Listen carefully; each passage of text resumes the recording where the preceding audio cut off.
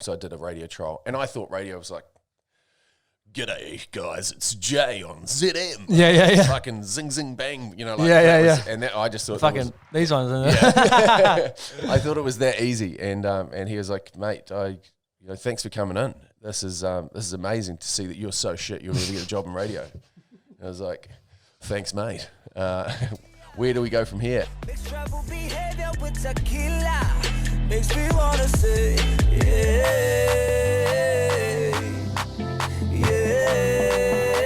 I'm better in Mexico. Hey yo, what's up? Welcome back to the Web Way. Got a guest on today. He's a man of many talents. I'd like to meet him. Entrepreneur, radio host. He's part owner of Pals, but he does a lot of shit over the years. But I'll let you introduce yourself, brother. Thank you for coming on. If people don't know who you are, do you want to say who you are and what you do? My name is Jay Reeve, and I'm just a lifelong battler, and I'm thoroughly enjoying the opportunity to sit here and have a little bit of a corridor. Early morning start for me, and apologies if my brain's not working. Takes a while to find some gears in the old gearbox at this time in the morning. Oh yeah, we had a bit of a meal last night. Instagram, thank you. I'd stopped working. Messages weren't working, and yeah, didn't get the message till early this morning. It's about 7 o'clock now, but meant to do it at 6. But hey, we're here. That's the fucking main thing. Yeah, if I check my messages, it's probably an indication of how useless I am as a human. So let's see how this goes. So, what are you up to, brother? Obviously, weird times. Sort of hopefully coming out of COVID now. But how's that whole experience been for you? It hasn't been too bad. It was cool. Like I love hanging out with my kids, so it was a good opportunity to hang out with my kids. But I think it's been tough on a lot of people. I'm lucky that it hasn't been so tough on me. Working in the radio, we're considered part of that essential services, so we worked the whole way through. It just changed our practice a little bit. Yeah, changed the way that we communicate with people and the way that we communicate the messages. So yeah, that part of my life was sweet. Radio side was sweet. Whānau life was sweet because, yeah, like I said, got to hang out with the kids. Yeah, not so sweet for the missus because she became full-time parent, teacher, which is niggly. Yeah. Because I'm the teacher in the family. And, True. I trained, I'm a primary teacher. Went to uni and trained as a primary school teacher. Didn't realise how hard it is to be a primary school teacher, so I didn't do primary school teaching. Ended up teaching at a secondary school. Sure. At Tauranga Boys College, my old school. Fuck yeah, how good. And was a hospitality and life skills teacher, more commonly referred to as a cooking teacher. and all of my students would know that I had zero knowledge of cooking before becoming a teacher, but that's what they say. Those that can't do teach, and those that can't teach PE. Fucking hell, so why, actually we'll bring it all the way back, but we'll get to that. So obviously you said you went to Tauranga Boys. After that, did you know that you wanted to go radio? Obviously you went to primary school teacher. What happened after that? Why did you go to sort of radio? It was a weird little wiggly journey for me because at the stage I was doing the Hyundai Pro Longboard Tour, and so we'd travel around New Zealand surfing all these different events, and I did that for about 10 years. And when Hyundai came on board as the sponsor, they wanted to make some... they probably wanted to give it a bit more emphasis on the fact that it was a prestigious event. So we had a World 4-star event in Kaikoura, which would bring all the international pros out. So it just lifted the whole calibre of surfing in New Zealand, or particularly longboard surfing. And they needed somebody to MC and to call heats and do commentary, and they paid me in beer and sausages. And so... so you're like, fuck it, why not? Yeah, my heat scores just plummeted, and my weight just rocketed. And as a result of that, I ended up sort of getting in front of camera a little bit more. And then the girl, Claire Roach, who was actually the director and producer of that stuff, then became the producer of MTV when they launched in New Zealand. Shit.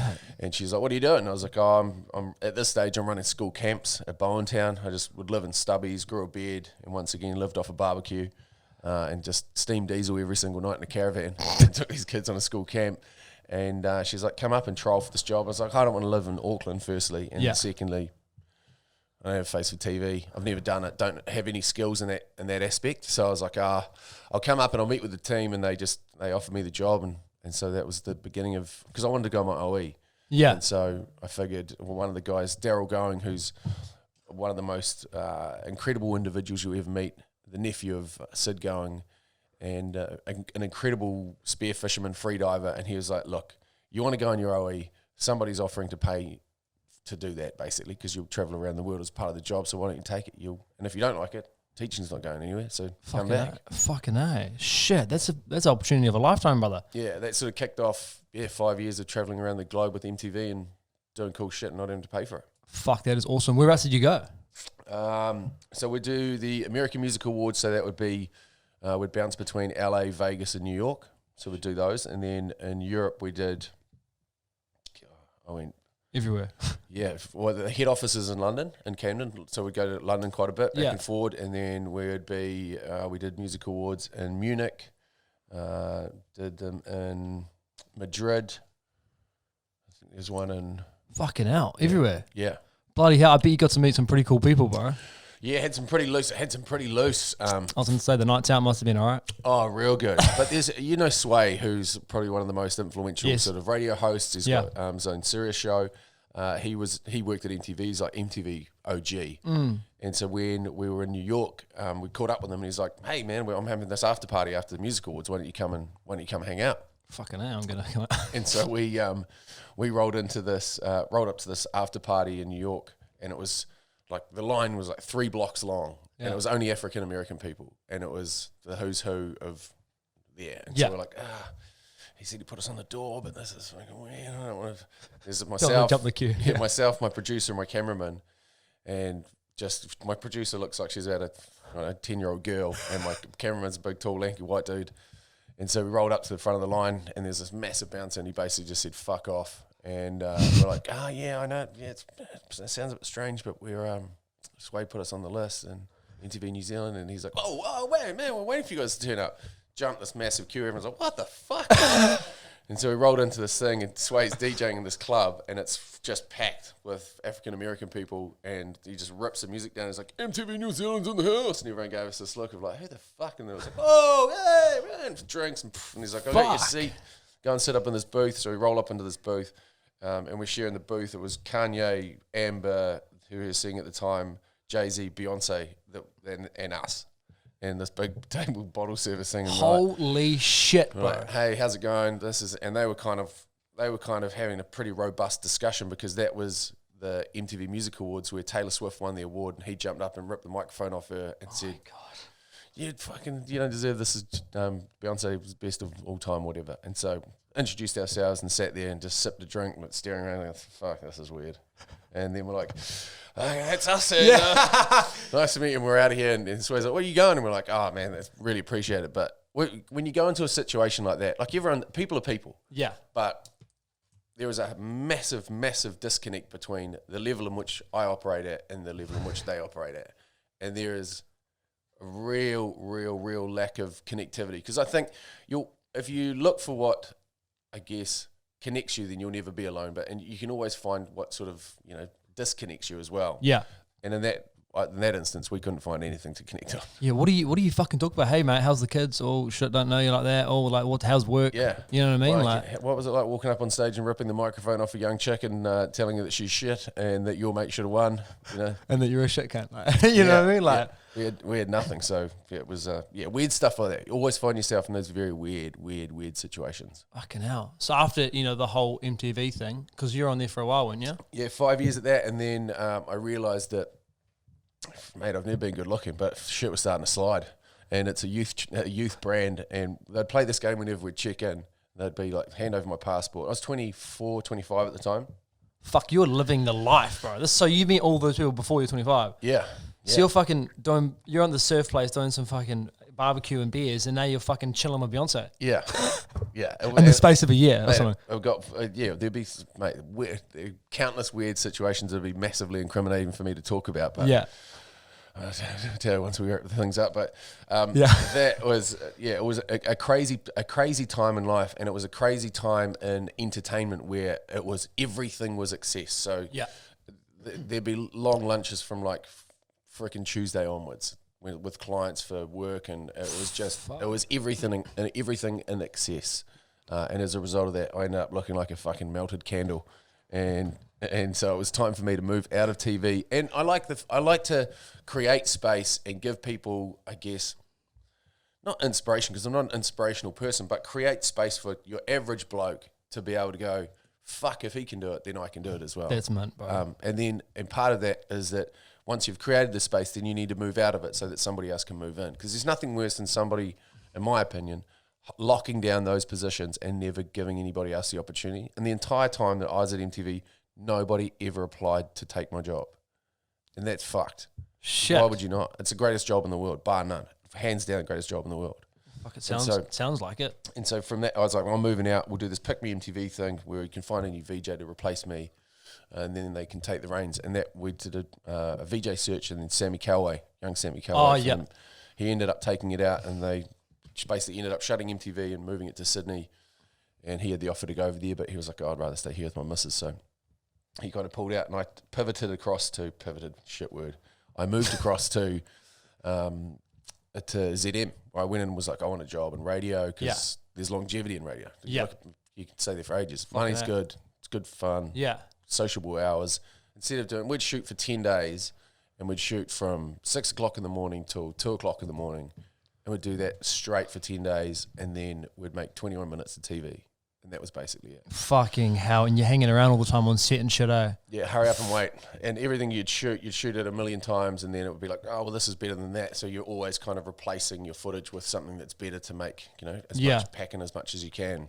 Yeah. And so radio was an option for me, and I went to ZM and talked to Christian Boston, who's the greatest mind in radio that New Zealand, probably the world's ever seen. He's like a fucking robot. In terms of like process, or just in terms of how everything goes, like he knows what commercial radio is and how to maximize talent and maximize listenership and grow brands. And he's just the greatest to ever do it. And so I went to him, and he was like, oh, I'll give you a trial. So I did a radio trial, and I thought radio was like, g'day guys, it's Jay on ZM. Yeah. Fucking zing zing bang, And that, I just thought fucking these ones. I thought it was that easy, and he was like, mate, thanks for coming in. This is amazing to see that you're so shit you'll never get a job in radio.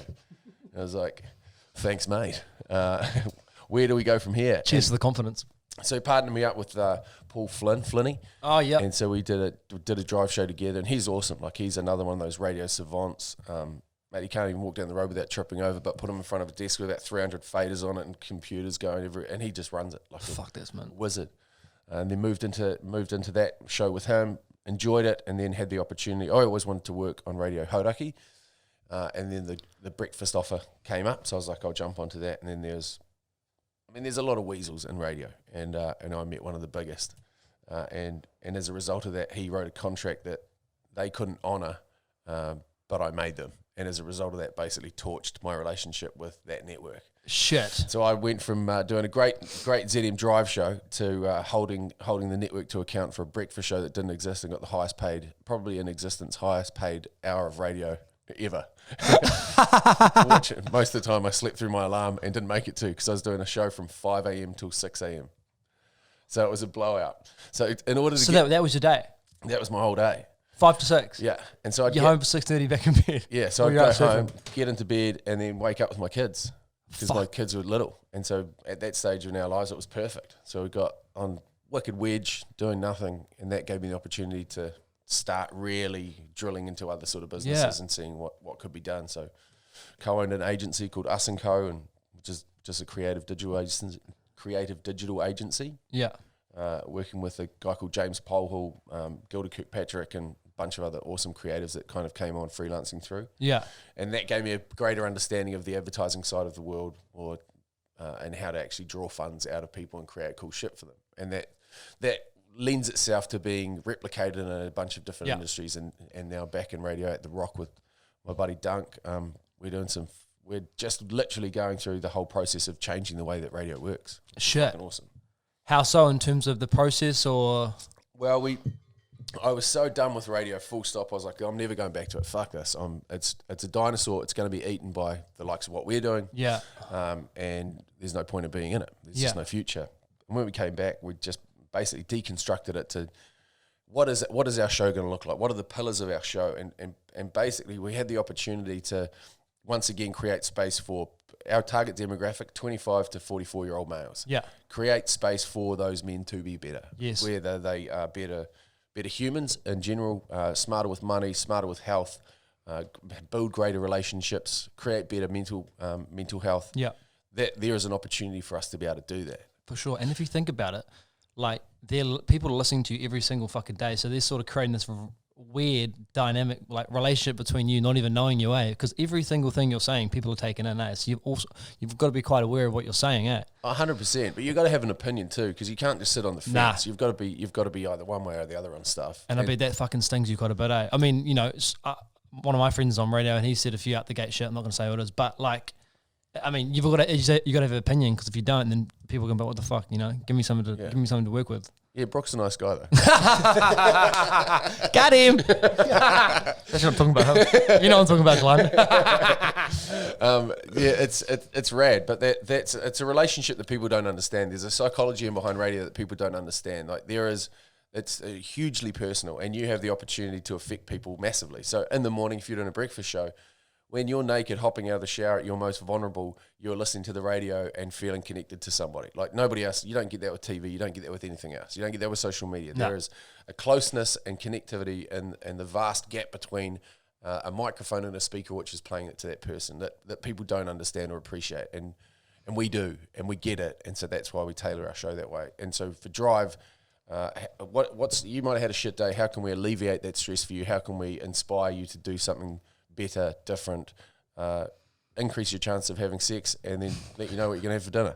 Like, it's so true though. Ticking boxes. It's fucking so true. It is ticking boxes. Yeah. We've got a bunch of cool stuff that we're doing too. And we work with great brands, like, once again, that creating space for something to happen, as opposed to, hey, here's this water company that we want to advertise on your show. So, well, let's do something a bit bigger than that. Let's not just use it as a platform to shove shit down people's necks.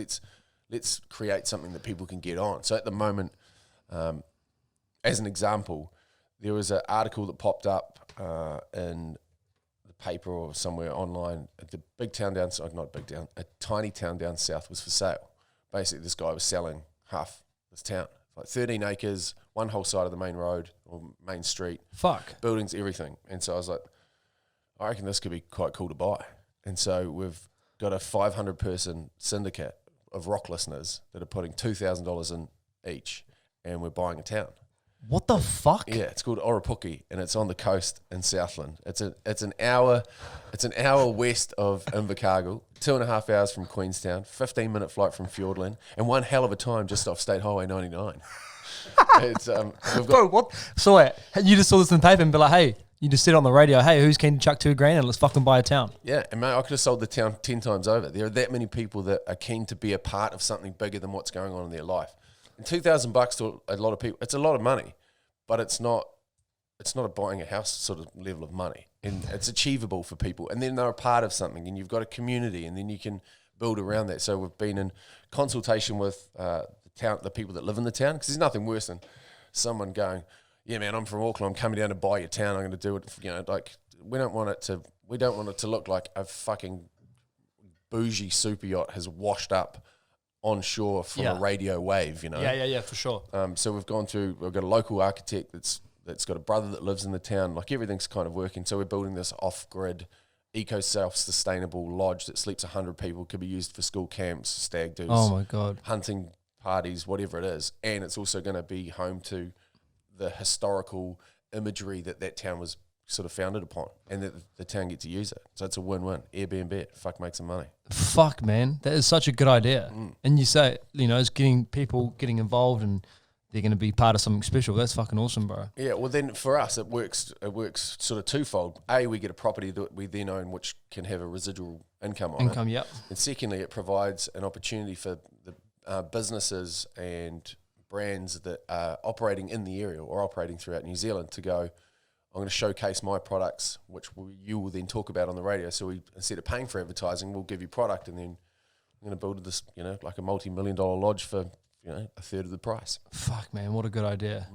Bloody hell. So I could talk about this all bloody day, but I know you got to shoot, so we'll go on to the next topic. So I know that with radio, it's live. So I've asked Brock this, I want to ask you this. What has been your worst fuck up on radio in terms of, it could be talking, it could be anything. You could just, a button could go off or... I'm terrible at radio, which is fucking hilarious. I've even got a job in it. But I guess we've got a mentality in our show that better than yesterday, not quite good as tomorrow. And we don't dwell on shit. If you fuck up a break, and you fucked up a break, and I fuck up a lot of breaks, because it's like it's like a radio break is like a set move in footy. Yeah. And so Dunks is the anchor, so he'll back announce a song, set something up, and then pass it to me, and then it's up to me to absolutely hit it at full pace. And sometimes I'm standing still, and he throws it, and it just fucking goes at my feet. I'm like, what are we doing? Is it ever a hospital pass? Does he ever stitch you up? Oh, all the time. Yeah, they're the best. Yeah, mate, I get everything real late and high and just get chopped by him. It's great. But it's good. And that's the fun of radio. When you've got, and it's like an arranged marriage. I didn't really know him before starting at the show. And he's a good man. He's my only co-host I've ever hung out with outside of work hours. And we do heaps of stuff together. That's fucking We got awesome. a business together. We do the boys, the Sunnies, and we did high-vis clothing for tradies and all sorts of random cool shit. You do a lot of shit, don't you? Because A lot of shit is probably the easiest way of saying it. Because I know you've got, I want to get into Pals because fucking Pals is a massively successful operation. Like, you know, as much as you laugh and shit, like it's fucking huge. It's everywhere, bro. Like all my mates drink, not just saying just my group, but like, bro, my mum fucking drinks it. Do you know what I mean? Like, and it's crazy seeing like RTD even, I don't mean to say that bracket, but like she's usually drinking wine and I see her with a fucking Pal. I'm actually colorblind. I don't know if it was blue or green. Yeah. It's one of the two. But yeah, so how did that all come about, bro? Pals. It's a great story. Great name as well. Yeah, we were on holiday in Bali, and my business partner Matt Crode worked for a company called Vine Online, and they are a subsidiary of Woolworths, and they buy basically distressed stock. So if you're coming to the end of your vintage and you've got maybe 3 pallets left over of your wine, and your new vintage is coming in, and you need to clear space, you basically sell it to these guys, and they wholesale just cut the guts out of it and sell it sort of en masse. But another thing they do is they buy bulk wine, which is you just buy, I don't know, fucking 100,000 litres of Merlot if you wanted to. Yeah. Put it in your own bottle, make a brand for it, and then sell it. Yeah. And he goes, Rosé is on a 400% growth skew at the moment. Like, that's flying. So we're in Bali, steamed up, a few binnies deep, and just punching through Sampunas and folding my lungs in half. Yeah. And he goes, mate, $4,000 in, 40 grand out, end of summer. We'll make a wine label and we'll just make it hiss. And so we're like, that sounds like a bloody great idea. And Anna, my wife, is a diesel weasel and loves her rosé. So she was like, this is great, like subsidised drinking. And so we started this a wine company called Master of Ceremonies. First branding iteration was basically decided by myself, Crody, and another business partner at the time. And we had this idea that we wanted to dip the bottles in black and have these black bottles with a little bit of rosé colour showing at the bottom. Turns out it's a real shit idea, and it didn't work at all. It was terrible. So As in the branding or just like being able to flick it off? yeah, it was tough. We couldn't find anyone that was willing to stock us, so we basically got ourselves a license which made us a supermarket effectively. Yeah. And so we could sell online. Yeah. And so the first branding iteration was terrible. The colour of the rosé wasn't what we wanted. So you basically contract a winemaker. Yeah. They contract. They get the juice and they make their wine out of that, and then we sling it however we can. It's pretty tricky setup. And turns out $4,000 in, 40 grand out wasn't the case. We shoved in a bit more cash and partnered up with Nick Marshall, who came back from Australia and was doing a kombucha company, and he was like, hey, I'm kind of keen to be a part of this. I'll buy out the other business partner, and then I'll work the business. So you guys, it was basically split into thirds. Yeah. And he goes, I'll take the majority share of the business and I'll work it. And fuck did he work it. And we got it rebranded, and we had Rod McDonald out of Hawke's Bay Wines making our wines. He's like award-winning. Huge, yes, globally acclaimed winemaker. Had him making our rosé, and we had a Central Otago Pinot Noir, and then a Pinot Gris out of Gizzy. And so we had this wine range. And then when we were looking at doing something that was ticking along nicely, Nick was working fucking ridiculous hours and flogging himself to get it off the ground. And then this guy, we're like, how can we do something different? What can we put in supermarket to do something different? We're like, what about rosé spritzers? Because Aperol Spritz was on the hiss, and this was looking good.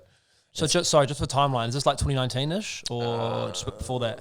Yeah, this would have been... Because Aperol Spritz was huge a few years ago, eh? Yeah, 18, 19, around then. Yeah. And we linked up with a guy who was who makes basically flavourings for drinks. He was the guy that was behind the Long White and the Woodstock Bourbon and Coke. He was the guy that worked at Independent Liquor and is the wizard. An absolute gun. And he goes, how about we did all these different flavors for wine, rosé spritzers, and they were delicious. And he goes, why don't you make an RTD? I'll make up some flavors for you, and you tell me what you like. And so we had all these different flavors that we tried. Then we went through the branding process, and it was mates and buds and whatever it was, and then settled on pals. And we're like, yeah, it's a cool name. We're all pals. This kind of makes sense. And with pastel color palette, I like this. This looks cool and real simple design, and we want some form of illustration on it to kind of break it up a little bit. Which in itself is mate. There's some stuff that I see. This is a side note, but there's some stuff I see in market currently. We got hammered because we had an illustration on the can. Okay, when you first started? Yeah, because they said that we were trying to appeal to kids. But I don't know about you, but I don't see too many kids walking into piss shops and sifting through boxes and having a look at them.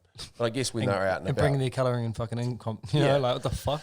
So I understand there were some issues there that we worked through. But now there are brands that are currently in market which basically do the exact their same. name is like fucking excessive drinking, but like it's. Yeah. I find it weird. Anyway, It's a fucking weird industry. It's bro. Yeah. We can talk about that after. And so we basically got into it. We launched it. Nick went to his parents and was like, I need a considerable amount of money to fund this as a big first initial push. Yes. And they said, here's your inheritance. Fuck. If you fuck up, it is on you. No pressure. This is it. Yeah. And so we set to work on basically to make everything as cheap as possible. Kurt Gibbons, good friend of ours, put us through his manufacturing plant with his team, who are just fucking phenomenal. They work harder on our business than anyone in our business, and they don't even have a stake in it other than production. And so we made what we projected would be 12 months worth of stock. And at this stage we had vodka lime and soda, watermelon mint and soda, and maybe the gin, possibly. Yeah. It would have been the gin. So we had the gin, cucumber, and lemon. And so we went to market, got 12 months worth of production done. We're like, sweet. Worst case scenario, this goes fucking nowhere. We've got heaps of piss to drink, and we can just have some massive parties. Absolutely. I bailed off to Rugby World Cup in Japan, and when I came back, we'd basically started to launch. And I was talking to Nick Mowbray, Nick Mowbray, over in Japan about it, and he was like, "Oh, this sounds interesting." I did a little bit of research over summer, so landed back in Auckland. Took it to a buddy of mine, Dwight Harvey, who owns Super Liquor in Greerton, Bottle Zone at the Mount, Super Liquor Whangamata, and one at Whakatane. So he's got a big group, moves a lot of piss.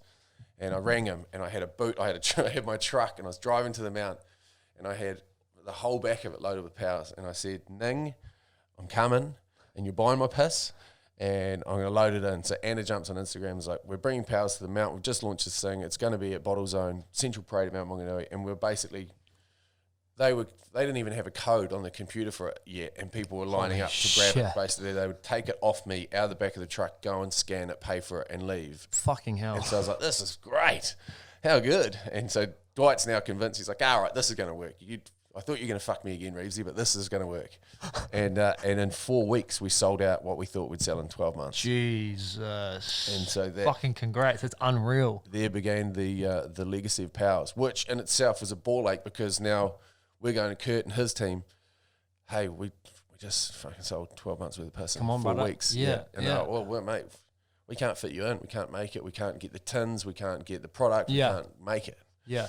So we just basically scrambled for a year to catch up, and it was, I think, 1,000% growth in the first, just month on month on month on month on month.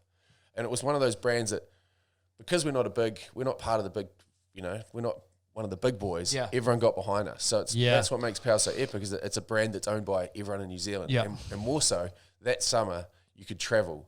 So everyone would come back from the UK, and everyone would come back from the States, and everyone would come over from Australia, and they're like, "Man, I've been drinking this piss, it's amazing."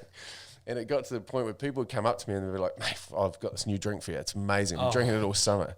Pals, it's phenomenal." Danielle Cormack's a mate of mine. She had the biggest crush on her when she was on Shortland Street as a grommet. Then Wentworth started. She's done amazing stuff. Yeah. She came out to dinner with myself and Anna one night, and she was sitting there, and she's like, "I've been having this. There's this yellow can called Powers, and it's cucumber and lemon and gin, and it is fucking amazing. And I was like, tell me more. And she's like, basically, it's some, I don't know who makes it, somewhere here in New Zealand anyways, just told me this whole thing. And then Anna's like, you talking about Powers? And eavesdropped our conversation. Oh, that's ours, is Jay telling you about it? She's like, what the fuck? It's yours? And so she's been a massive advocate in Australia. We're lucky. We've just got mates that do shit, yeah. Absolutely pumped it. And now we're in Australia and looking at expanding into different parts of Europe. There's a 1,000 supermarket chain in China that wants to.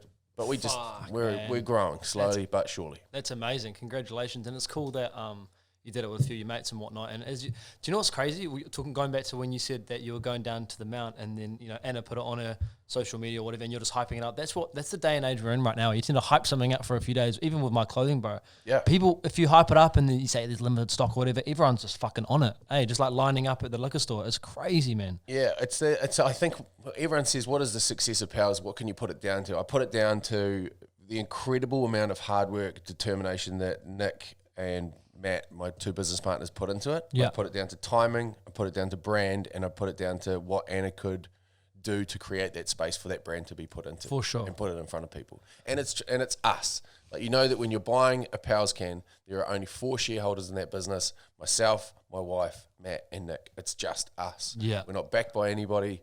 It's Nick's inheritance that funded it. Shout out to Nick. Yeah, shout out to Nick. Man, you've never seen a bloke work harder. He's like, he just loves to challenge himself, and shit does he challenge himself. What a gun. Yeah, he's a weapon. Him and Matt working together are an incredible duo. We're lucky. Very lucky. I guess that is the story of my life. I hooked myself onto successful vehicles. I am a fucking trailer. Do you know what's funny though? Like, I think, you're saying you're going around with names, mates, pals, whatever. But I think even in the name, bro, it's got some like psychological thing. Like when you're buying it, you want to drink it with your mates, and it makes you feel like at home almost. Because there is some nothing against like Long White, but that doesn't really do the same as Pals does, because you want to drink with your pals, and even the color palettes, bro. You've fucking got it spot on. I'm colorblind, and I think it's amazing. Yeah. Well, I was great business to be a part of. You don't even know what colors you got in your range. We are now dropping the brown hoodie. Sorry, it's green.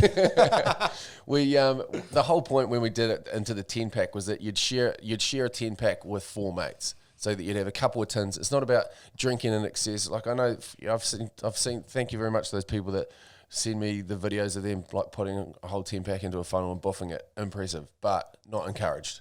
It's about actually remembering the conversations that you have, and it being a slight social lubricant. It's not a drink in a can is not your pal. It is the pals that you are drinking with. Yeah, fuck, that's awesome, bro. So is your role in the company you're just sort of an investor and then you just promote it and stuff, or do you have like any hands-on like day-to-day job in the organisation? No, when we get under the pump, we've got a great team. Like I said, Nick and Matt, they're the guys that are the owners and work in the business. Yeah. Anna's got more of a role than I do. I kind of provide a little bit of aerial cover and can basically connect from the outside in. So I guess the role that I play in the business is the most minimal. I do nothing, which is probably why it's successful. Because generally, with my penis fingers, I'll fuck everything I touch. And Jonty is our little weapon. You're fucking one-liners, bro. Just have me dead, bro. Jonty is our marketing activations guy, and he is, man, he gets through some work. Yeah, for a little bloke, he gets a lot done.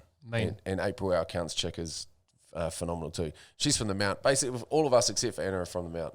I and Jonty. Christ knows where he's from. I think he's from Christchurch. It's cool though. It's a whole, your mates or not mates or whatever, you're doing it together, and you see you're not backed by anyone. You got no investors fucking up your ass being like, come on, hit these targets. That's fucking awesome, bro. Yeah, it was cool. We were looking at how we could dilute some shareholding so that your everyday person could be a part of it, and we're trying to figure out what that looks like, and we're trying to figure out how we've had such great support. We're trying to formulate how we can actually show this support back in different areas, whether it be environmental or whether it be social or whatever it is. Yeah, we can sort of help facilitate and fund some stuff, because there's some great models. I'm on a board at the moment giving out $1.5 million to social initiatives around motorcycles and connectivity and mental health, and watching.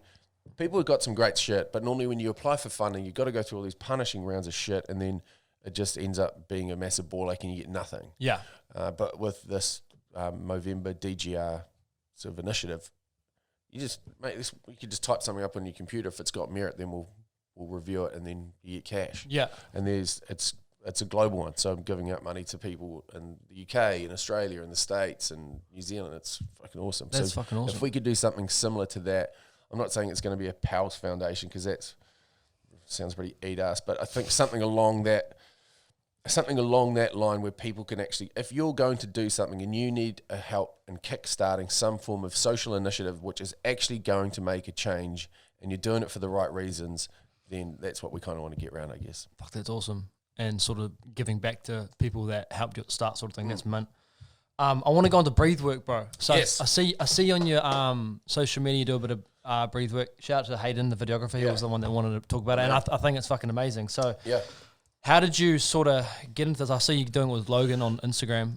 So how did you get into it? So hot tradie plumber from the coast, Logan Dodds, introduced me to this incredible human being when I was in Auckland. I think the first one I did, I think it was after something. I made an absolute pig of myself at the Melbourne Cup at an event in Auckland. And he said he was doing this thing with Samsung because he's a Samsung ambassador, and it was the watches, and it was about measuring your stress levels. And so they were trying to showcase this, and Doddsy, he's a weapon, like one of the greatest blokes. He's like one of the genuine greatest blokes that you'll ever meet. Introduced me to also one of the greatest blokes you ever meet, a guy called Nigel Beach. He's based in Mount Maunganui. He's a physio, and he's a Wim Hof. He's Wim Hof's right-hand man. Like him and Wim, Wim comes and stays with him when he's in New Zealand. And, and they just connect on this amazing level. Yeah.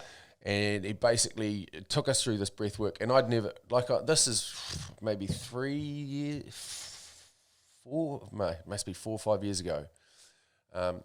Took me along to this. He said, turn up to this breathwork thing we're doing with Samsung, and we're jumping in an ice bath, and it's going to be awesome. You'll love it. I was like, hung to the eyeballs early doors, and turned up to this thing, and was late, as per, and met Nige, and we went through. And basically, if you don't know the story behind Wim Hof and breathwork, basically Wim lost his wife.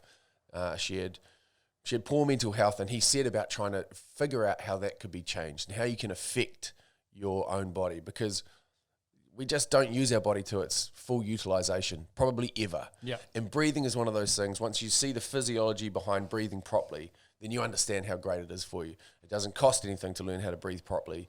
It's really simple, and it's basically, instead of breathing into like chest breathing, which is what I've done for my entire life up to this point, like just going into your chest and then you breathe into your stomach. So the bottom third of your lungs, if you get oxygen into there, fresh oxygen into those parts of your body, then it oxygenates your cells at a higher level. And when you oxygenate your cells, then your body can become alkaline, and nothing can survive in an alkaline state in your body. Yeah. And so it's a great way of calming a very busy mind as well. So every morning I go through, it's a YouTube video, it's an 11-minute guided breathing session with Wim Hof, and you do controlled hyperventilation. So you take a big breath in, like 30 seconds, 30 breaths of, and then you go through that, and then you completely exhale, and then you sit there and you hold your breath with nothing in your body. And so for your average person, you'll be like, well, that makes absolutely fucking no sense, Jay. The cheese has fallen right off your cracker. That's what I'm thinking a little bit. Fuck. Yeah. And so what it does is it hyperoxygenates your body, and your fingers go tingly, and you feel warm, and you'll be surprised. Like if we were to go, and we should do a breathe up after this. If we can get 11 minutes, we can smash this thing out. And you basically, by completely discharging all the breath out of your body, because you don't breathe because you need oxygen. You breathe because you need to get rid of carbon dioxide. Yeah. It's like once you get your head around that, then you can kind of understand how it all works. Yeah. But you breathe out completely, and then you don't breathe for a minute. So you hold your breath with nothing in you for a minute, and then take a big breath in, hold it, and then go again. Do that 3 rounds, and it's amazing. I think the first time I did it with Doddsy and Nige, it was like, man, I punch darts. I don't look after myself. I'm not fit. I do no exercise. And I held my breath for like 3.5, 4 minutes. Shit. And I just didn't feel the need to breathe at all. Like to the point where you're like, am I even breathing? Don't take a breath. You just get into this flow state, and it's amazing. And so It reduces the amount of the controlled hyperventilation, and then hopping into the ice basically just stretches out your ability to deal with stress. So if you're a person that is stressed easily, and I wasn't a stressy person. Yeah. But I've got a lot on my plate, and I've got twin boys, and they put you under the pump, and they're awesome. But you can get to a point where you basically hit that stress level, and then you just spin out. By doing this controlled hyperventilation and controlled discomfort, whether it's ice or heat in a sauna or walking on stones and bare feet or whatever it is, you really drag that out, drag those barriers out. So you just, don't blow out as much, but when you do go, you drop down really quick again. So in terms of your mental health, it's phenomenal. Because it's creates better relationships by operating at a lower stress level. Yes. And when you breathe into the top part of your body, that triggers an innate fight or flight mechanism, which we've had built into us, which is, back in the day, it was, fuck me, a saber-toothed tiger's going to eat me. And nowadays it's, someone didn't like my post on Instagram. And that's where we are. So if you can realize how your body is operating, and that is a shit place to live. And most people live in that stage, like that stage of fight or flight, for the most part of their day. Yeah. So they're chewing their adrenal glands, they're fucking frying their bodies without even knowing it. Fuck, man. Yeah, and so as soon as we started doing it, I just felt better, and became a better person, became a better father, became a better partner, and just unscrambled my spaghetti junction mind. So how long have you been doing? How long have you been doing it for? Yeah, probably about 5 years, and I went through kind of stages of doing, I can get into it and go for a few days in a row, but now I do it every morning, and I do it specifically on the couch in front of my kids so that they can see that I do it, and they ask me why I do it, and they do it with me because I tell them that it's breathing into your stomach is where you should be breathing, because babies breathe into their stomachs. Like if you look at a newborn baby, they breathe into their stomach, their chest doesn't rise. But eventually we just fuck that off out of our body. Fuck, why is that? Is it because we're, as you said before, that's just what we're used to, or? Yeah. Because you just sit there and you're just fucking ready to and go at all times. Yeah. Fuck, I need to do that, bro. Yeah, it's amazing. If there is one thing I could implore people to do, it would be learning to breathe into your stomach, breathe properly, and do breath work. It costs you nothing. It takes you 11 minutes, and if you can't give yourself 11 minutes in a day, then you're fucking wasting your life. Get up 11 minutes earlier, I reckon. Exactly. Fuck, that's awesome, bro. So I know you got a jet, so we're going to get into these Q&As. Yes. Got a few of them. So the first one is, you have to answer all these, by the way. Biggest liability on the piss? As a person that I know. As a person you know. Other than Brooke Roscoe. Biggest liability on the piss. Oh, I don't know that many people that are terrible on the piss. Probably, I'll say my wife. No, me. You? Yeah. Fuck. Okay, we'll take that. Best thing about being a parent?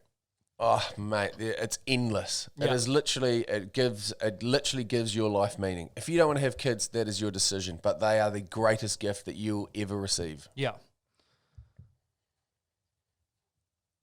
How do you balance life? Because you've got so much shit going on. Pals, you're bloody breathing, radio, heaps of shit, kids. How do you balance it all? I guess the breathing comes into it, but how do you balance it all? Oh, my whole philosophy in life is to get more time doing the things that you want to do with the people that you love. So that's my goal in everything. Is this going to give me more? Is this going to afford me more time with the people that I love? Then I'll do it. I'm not financially driven, which is fucking evident. But I think if you always focus on cash, then you always chase that. Whereas I chase time, and 80% of the time that you spend with your kids is between the ages of 0 and 18, and my kids are 7, so a third of that is effectively gone. Sure, and so when you think about it like that, you're like, fuck, you can earn money for the rest of your life, whatever. And money doesn't mean shit to me anyway. Yeah, fuck, that's true. So you're chasing, trying to get as much time as you can. Yeah, that's fucking awesome. Yeah, so the balance is, am I focusing, or am I giving my time to people that deserve it and appreciate it? Yes. If that isn't the case, then fucking Yeah. Yep. It's a fucking good answer. This one's from @Mr. Harry Dalton. You know Harry Dalton? Yes. If he could share a wave with any famous surfer, dead or alive, who would it be and where would it be? I would love I would love to surf with Taylor Jensen. Is a phenomenal human, he's a world longboard champion, a great bloke and a guy that I've become friends with, and he's really not, there's a few, bro. Taylor Jensen, Joel Tudor would be up there as well, and then my mates, mate, that's just my mates. Matakana Island, Noosa with Gergs, Taylor and Joel, the Mount with Dog Tit, Hubnut, Trev, just the crew that I normally surf with, Brad, Nobby, Fucks everyone. Farrell, yeah. Do you get out quite a bit? Not as much as I'd like to. Yeah. Not as much as I need to. I miss, like, coming to your place. This is fucking phenomenal. Your place is amazing. You've done incredibly well, bro. Thank you. Phenomenal. Being by the ocean is where I want to be at all times. Yeah. So I miss it. Yeah. Fucking all the real estate agents come and knock on the door. You know what? The water's fucking rising. I don't care. I'm staying here, bro. Yeah. You're all trying to fucking sell my house, eh? Like, Well, deal with that problem when it turns up. Exactly. Like, what's the point in stressing about something that's not here yet? bro, it's like every week, bro, I'm getting a knock on the door like a pamphlet. I'm just like, get the fuck out of here, bro. Leave me alone and just fuck go next door. Is there this is an interesting one. Is there a competition between you and the other radio stations? Obviously there is, but like, do you, whenever you see them at events or, because I know you fucking could get on with this fucking cup if you wanted to, you know what I mean? But like, is there sort of that competition? There's definitely not from us. Yeah. Like it's, mate, like, yeah, I'm mates with everyone. So, like you said, I could probably get on that glass quite well. You could probably have a chat with an hour if you want It's to. definitely not like that scene in Anchorman where everyone rolls up on each other and it's like, fucking, let's fight each other to death. I guess in terms of where our competition would be, the main competition would be Hodaki. Yeah. I'm good mates with Matt and Jerry, you know, big fans of theirs, fans of the boss, Mike Lane, Grot Lane, who runs the station. Everyone at Hodaki I'm mates with. Yeah. So not really. So it's not that one guy patting you on the ass, oh, fuck, got more listeners this year, mate. Bang. Nah, that's good. Nah. Kiwis aren't really like, oh, it was? It used to be. It used to be like that. You weren't even allowed to mention another radio station on your show. Sure. And now we for whatever reason, we don't give a fuck. Yeah. And you wouldn't acknowledge anybody. If you were seen hanging out with somebody from a competing network, you'd be spoken to about it. Like, that's not a good look. What are you doing? But also you can all win. You know what I mean? In different ways. There's a feast or famine mentality, and this is how I operate. You can either go the famine mentality of I need to fucking steal as much of this for me and no one can have anything, or the feast of like fucking hey, there's enough here for everybody. And that's always been build a bigger table, not higher fences. Like that's the way I operate. For sure. People ask me that all the time. Like, you know, with the clothing industry, like, fuck, because I'm sharing my mate's clothing brand and shit. And I'm just like, bro, it's not fucking me against you, bro. We can all fucking, you know, we're not running in the same race, bro. We can all fucking win. You know what I mean? And I hate sort of changing your mindset's huge about that, I think. Yeah. Alrighty, bro. So last one I ask everyone is, so you're sitting at a table with anyone you want, a dinner. So you got a starter, a main, and a dessert. You can pick anyone, dead or alive. And I say not your missus, because what happens, I'll be like, oh, who do you want to go dinner for? And people are like, yeah, my fucking missus. I'm like, come on, bro. Someone that maybe inspires you, or you just fucking really want to pick their brain. Yeah. So firstly, who would you want to go with? I would like to go to dinner with probably Jimi Hendrix. Jimi Hendrix, that's a fucking good one. Yeah. Because in terms of what he was making music for 3 years. That's all. His career lasted 3 years. Honestly? Exactly. What the fuck? So what he managed to achieve in such a small amount of time was phenomenal. And he was, I think, he's part of the 27 Club. Basically. So he was always famous. He walked on stage, as an example, he walked on stage with Eric Clapton, and Eric Clapton was like, who the fuck is this guy? Like, he's phenomenal. And yeah, he's an incredible individual. That's a mind fuck. 3 years. What a fucking impact he's had. Well, he was basically putting music out for 3 years. Obviously, been playing for longer than that. Yeah. His stardom was 3 years. There's an incredible documentary called Supermensch. Yeah. It's about a guy called Shep Gordon who was he's a Jewish guy. I don't want to ruin it. It'll fucking blow your mind. Just watch it online. Supermensch with Shep Gordon. Sweet. It's incredible. So you're sitting down with Jimi Hendrix. Yes. Whereabouts in the world is it going to be? I've never been to Positano in Italy. Positano? Yeah, so I'd love to go there. Yeah. Or the Amalfi Coast. Somewhere I haven't been. Just because fucking give me a free trip, I'll take a free trip. I'm going as far as I can. MTV, why not bring me back? What would your starter be? Can be anything, literally. I like to start because I'm semi-foodie. I consider myself. I'd like to start with something. Well, if we're going to be in Italy, I'd start, and we're on the coast. I'd start with some sort of little seafood number and with like a Capri salad on the side. Shit, mate. Fuck, that's good. Do you know 9 times out of 10? Do you know what people say? What? Garlic bread. Fuck. That's their starter. And I'm like, come on, bro, we can go to Domino's and get that. Like, come on, just give me something. Give me something. Yeah. What would be your main? I would go with. I'd go again with whatever the seafood was, and they've got incredible seafood. I love Italian food. Yeah. That or there's an incredible Italian chef who's part of the Chef's Table series, and he does these incredible Florentine steaks. So something fucking massive slab of meat. Yeah. Fuck yeah. And what would be your dessert, bro? A bottle of whiskey. Fuck yes. Yeah. Fuck yes. Bottle of whiskey and punch pack of darts. Jimi Hendrix loves his darts. Last question, bro. 5-year plan. Where do you hope to see yourself in 5 years from now? You, your family, your business, just you in life. Where do you want to be? Business wise, I want to be doing our radio show out of Mount Maunganui. I want to be living there with my family, surrounded by my family. I want Powers to see not explosive growth, but I want to be able to be proud of the work that the team have done on that and be able to share it with different people. Just on a side note, I like how you never talk about the money. You're always like, people, you're always about that's fucking awesome, bro. Because most people are chasing these financial goals. You're just like, nah, bro, like I want to give back. I want to do this and that. So just fucking hats off to you, bro. That's amazing. Maybe part of that 5-year goal is to actually start thinking about being financially viable. Nah, bro, don't change. It's awesome, bro. I think your mates are sorting that out anyway. Yeah, they're on that. Yeah. And then I want to be able to travel again. I want to be able to give my kids experiences. I want to be able to be on the water more. I want to be under the water more. I want to be, I want to be healthier. I want to be better. I want to be doing more cool shit. Yeah, awesome, bro. Hey, thank you so much for your time. I know it's precious. You're a fucking absolute legend, bro. Keep doing your thing. Congrats to you. I love seeing this. I love seeing people actually. So many people talk about shit, but you do shit, and I appreciate people that do shit. So I appreciate you. Thank you, brother. Awesome. Good to see you. My man. Cheer, Bolt.